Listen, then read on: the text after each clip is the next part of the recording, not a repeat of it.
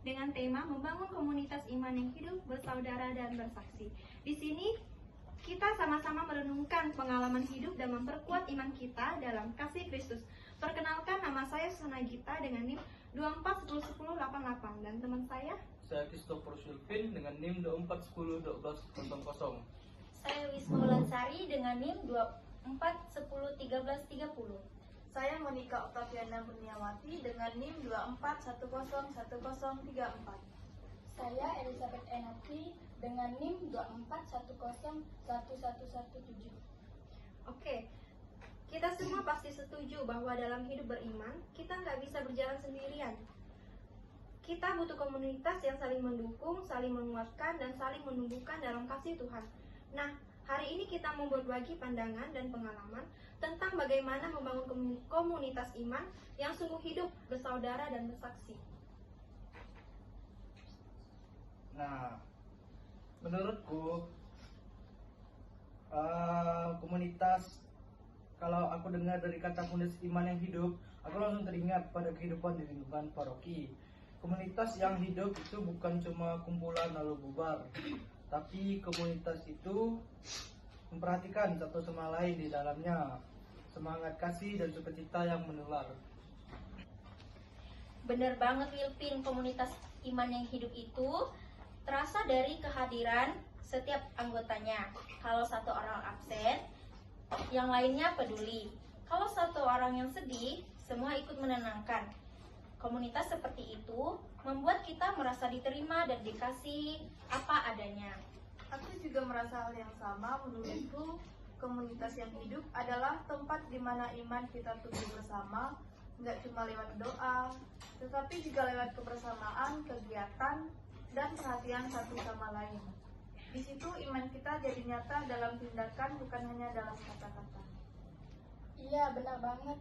Kadang tuh justru dalam kebersamaan sederhana seperti kerja bakti, doa lingkungan, atau kunjungan ke orang sakit, kita bisa merasakan kehadiran Tuhan yang hidup di tengah-tengah kita. Itu tanda bahwa komunitas kita sungguh hidup dalam kasih Kristus. Nah, sekarang kita masuk ke bagian kedua dari tema kita, yaitu bersaudara. Menurut kalian, apa sih artinya bersaudara dalam iman itu? Menurutku bersaudara itu berarti saling menerima dan mengasihi satu sama lain. Kita semua berbeda, tetapi dalam Kristus kita disatukan. Jadi bersaudara itu bukan cuma tentang hubungan darah, tapi hati yang mau mengasihi tanpa batas. Iya Wilpin, kadang dalam komunitas ada perbedaan pendapat atau karakter. Tapi kalau kita ingat bahwa kita satu keluarga dalam Kristus, kita pasti bisa saling mengampuni dan tetap bersatu. Betul banget, menjadi saudara seiman itu berarti saling menopang dalam suka dan duka. Kalau ada yang jatuh, kita bantu bangkit.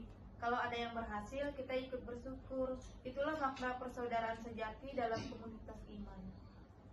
Nah, teman-teman, sekarang kita masuk ke bagian terakhir di tema kita, yaitu bersaksi. Menurutku, bersaksi itu bukan hanya lewat perkataan, tapi lewat tindakan nyata. Kita bisa bersaksi lewat kejujuran, kerendahan hati, dan kasih yang kita tunjukkan setiap hari. Ya, betul banget Enati. Aku jadi ingat pengalaman waktu ikut pelayanan sosial. Saat kami membagikan sembako kepada warga kurang mampu, mereka bilang terima kasih. Kalian membuat kami merasa diperhatikan. Dari situ aku sadar pelayanan kecil pun bisa menjadi kesaksian kasih Tuhan bagi mereka. Aku juga setuju, beraksi nggak ada kata-kata besar. Saat itu menolong teman pada pamrih atau tetap sabar di tengah masalah. Itu juga akan kesaksian iman. Benar banget, seperti yang tertulis dalam Matius bab 5 ayat 16. Hendaklah terangmu bercahaya di depan orang, supaya mereka melihat perbuatanmu yang baik dan memuliakan Bapamu yang di surga. Jadi, lewat perbuatan baik, kita sedang memancarkan terang Kristus bagi sesama. Kalau dirangkum, membangun komunitas iman yang hidup berarti menghadirkan kasih dan semangat dalam hidup kebersamaan.